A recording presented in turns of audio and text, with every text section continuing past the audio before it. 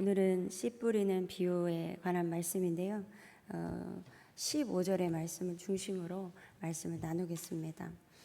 신명기 11장에 보면요, 약속의 땅에 대해서 말씀을 하고 있어요. 그런데 이 약속의 땅은 애굽의 땅과는 다르다고 말씀하고 있습니다. 애굽에서는 파종한 후에 발로 물을 댔다고 하고 있어요. 우리가 어디든 농사를 지으려면 물이 필요하잖아요. 그래서 근처에 저수지나 호수 또는 강이 있어야 하는데 애굽에는 나일강이 있었죠. 이집트의 대부분은 사막으로 되어 있습니다. 그런데 1년에 두세 번 홍수로 나일강이 범람을 하면요, 땅에 비타민과 무기질이 많은 충적토가 흘러나와서 땅을 비옥하게 했어요. 그래서 이집트인들은 이 강부터 수로를 파서 이 범람한 물을 농지로 이끌었습니다. 이렇게 이집트는 파종한 후에 발로 물을 댔다는 거예요. 농사를 짓고 소출을 내기 위해서 사람들이 이렇게 몸으로 수고를 해야 했습니다.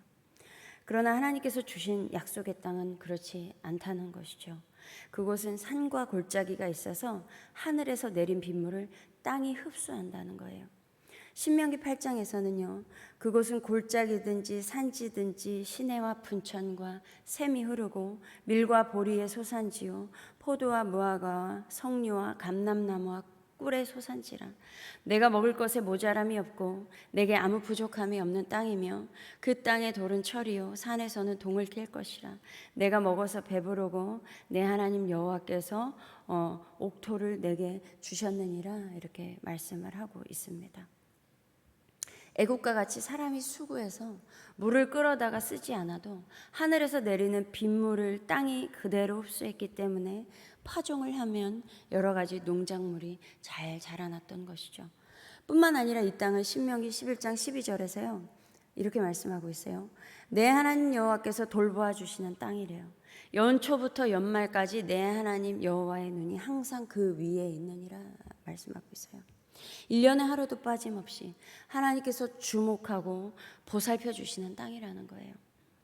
그러나 이러한 비옥한 땅일지라도 신명기 11장 16절 17절에 보면요, 마음이 미혹되어 돌이켜 다른 신들을 섬기면 여호와께서 너희에게 진노하사 하늘을 닫아 비를 내리지 아니하여 땅에 소산을 내지 않게 하심으로 너희가 여호와께서 주신 아름다운 땅에서 속히 멸망하게 된다고 말씀하고 있습니다. 그러므로 하나님께서 아무리 비옥한 땅을 주셨을지라도 하나님의 백성이 하나님의 말씀에 그 마음과 삶이 어떻게 반응하며 살아가는지에 따라서 그 땅의 결실 여부가 정해진다는 것입니다. 오늘 본문에 예수께서 말씀하신 씨 뿌리는 비유도 이와 같아요. 결실하는 씨는 좋은 땅에 떨어진 씨앗이 결실한다는 것이죠. 약속의 땅처럼 옥토여야 해요. 그리고 좋은 땅이라는 것은 착하고 좋은 마음으로 말씀을 듣고 지키어 인내하는 것입니다. 그렇게 해야지만 열매를 맺는다는 것입니다. 그런데 이러한 결실을 위해서 먼저 마음이 그 옥토여야 한다는 것이죠. 잠언 4장 23절에 모든 지킬 만한 것 중에 더욱 내 마음을 지키라. 생명이 근원이 이에서 나매니라. 마음이 생명의 근원이라는 것입니다. 공동 번역에서는요, 복된 삶의 샘이라고 하고 있어요. 여러분, 우리는 지키고 보호해야 할 것이 참 많이 있습니다. 그러나 그 중에서도 무엇보다 마음을 지키래요. 그러나 우리의 마음은 이렇게 지키라고 하는 이유는 마음이 유리와 같아서 그래요. 금세 깨지기 쉽습니다. 이 마음을 지키기가 쉽지 않아요. 환경에 영향을 받아서 마음이 요동치면 무너질 때가 있죠. 그러나 이 마음이라는 것이요, 환경과 또 아무 상관없이 내 스스로 마음이 막 무너질 때가 있어요. 엊그제 제가 썼던 일기장을 잠깐 어떻게 보게 됐어요. 예전에 하나님께 이제 막 고백한 것들도 있고 기도했던 것들도 있는데 그날은 제 마음이 상한 거예요. 이유를 몰라요. 제 스스로도요. 하나님, 제가 왜 마음이 상했는지 모르겠습니다. 근데 마음이 너무 어려워요. 그 왜 그랬는지 지금까지도 모르는 거죠. 그 읽으면서도 뭐 때문인지도 모르겠어요. 이렇게 마음이 깨져버리면요, 아무리 좋은 환경에 있어도 불안함을 느끼고요, 실망하기도 하고 분노하고 절망하는 이러한 여러 가지 감정을 느낍니다. 그만큼 마음을 지켜내기가 쉽지 않을 때가 있어요. 그리고 성경에서 드러나는 사람의 죄, 우리가 살아가면서 발생하는 죄 역시 마음을 지키지 못해서입니다. 그래서 하나님은요, 창세 때 여호와께서 사람의 죄악이 세상에 가득함과 그의 마음으로 생각하는 모든 계획이 항상 악할 뿐임을 보시고 땅 위에 사람 지으셨음을 한탄하사 마음에 근심하셨대요.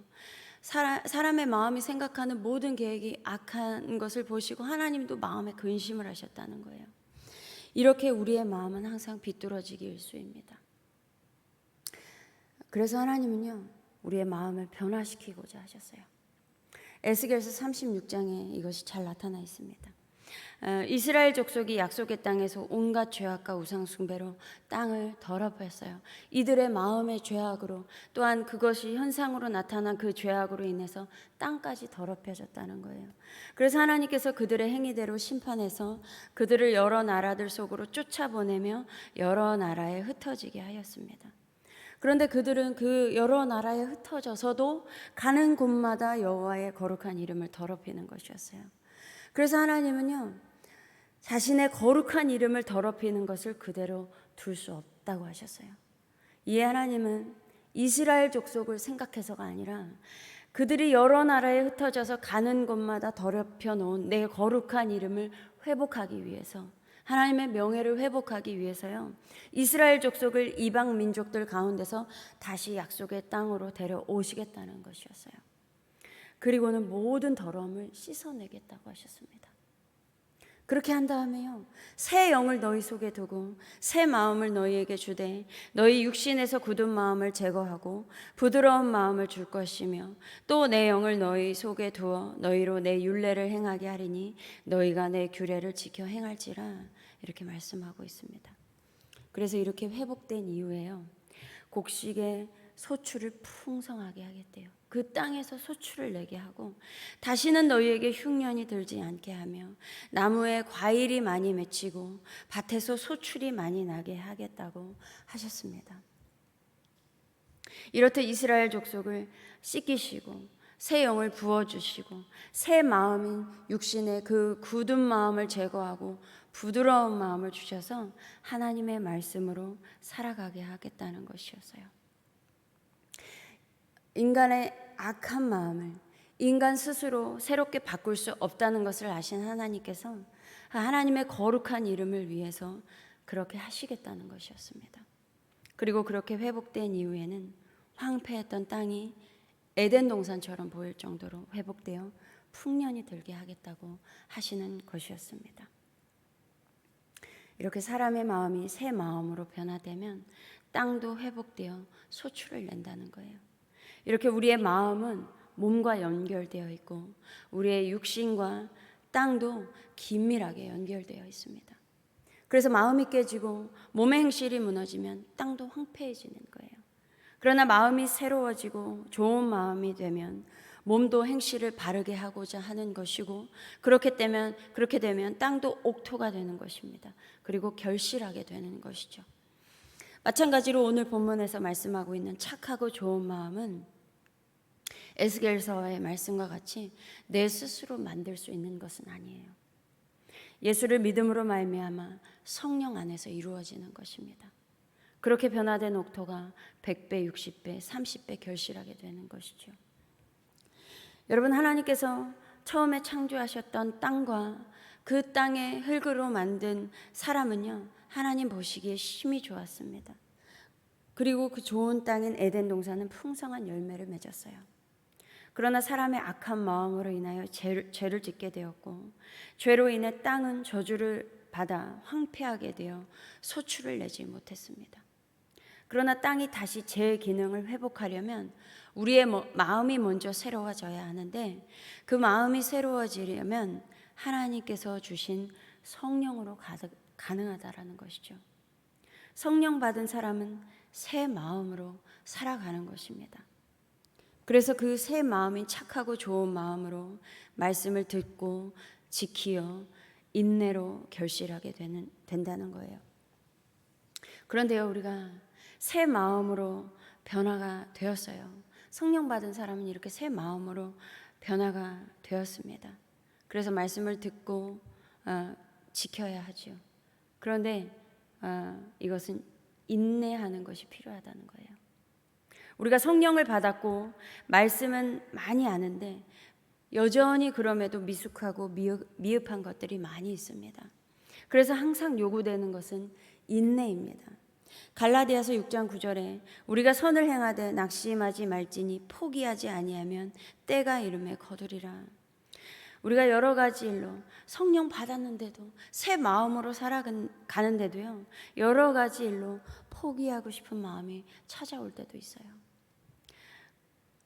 그러므로 우리가요, 성령의 사람으로 새로운 피조물이 되어 새 마음으로 시작했더라도 우리에게는 인내가 필요한 것입니다. 그래서 여러분, 성령께서 부어주신 이 새 마음인 착하고 좋은 마음, 하나님께서 우리에게 그 새 마음을 주셨는데 그 마음으로 말씀을 듣고 지키며 각자에게 주신 사명을 포기하지 마시고 끝까지 인내하셔서 100배, 60배, 30배 영혼의 열매도 맺으시고 또 땅에서 수고하며 애쓰시는 그러한 삶들이 있으신데 그 수고의 열매도 많이 맺으시기를 소망합니다. 기도하겠습니다. 하나님, 정말 감사합니다. 하나님, 우리 삶은 우리 스스로 바꿔갈 수가 없고 또 무엇보다 이 마음을 변화시키기도 또 지켜나가기도 참 어려운 가운데 있습니다. 그러나 하나님, 성령 하나님, 오늘 더욱더 충만하게 역사해 주셔서 이 마음을 지켜주시고 우리에게 주신 이 새 마음으로 정말 착하고 좋은 마음으로 주의 말씀에 순종하는 삶이 되게 하여 주시옵소서.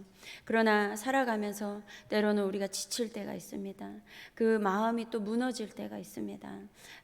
그래서 또 어그러질 때도 있는데 그러나 하나님, 그 마음에 하나님 힘을 주셔서 또한 인내하게 하셔서 끝까지 그 마음을 지키며 하나님 살아가게 하셔서 정말 많은 열매들을 맺어가는 100배, 60배, 30배 열매를 맺는 한성교회 되게 하여 주시옵소서. 또한 이 땅에서 수고하며 애쓰는 그러한 삶 가운데 하나님, 그러한 삶에도 정말 그 수고의 열매가 많이 맺히는 삶이 되게 하여 주시옵소서. 감사드리며 우리 주 예수 그리스도의 이름으로 기도드립니다. 아멘.